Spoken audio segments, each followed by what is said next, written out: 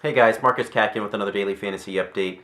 The biggest news of the day, I got to tell you, Tony Romo being reported that he has two fractures and he's looking iffy for the next two games, according to Calvin Watkins, a beat reporter for the Dallas Cowboys.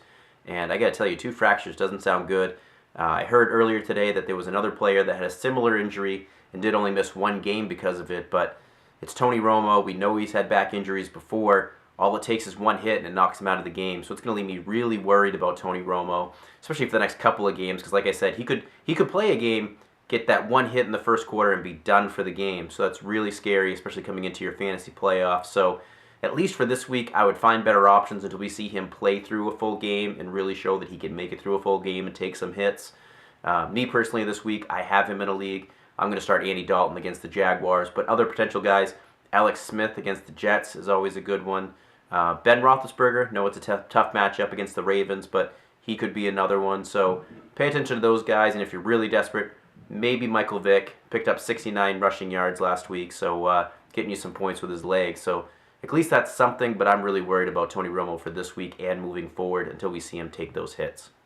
Next up, Jeff Fisher hinted that moving forward he wants to use one running back as kind of his bell cow back, but he didn't mention who that running back was. So thanks a lot, Jeff Fisher. It's leaving the rest of us wondering here, who's it going to be?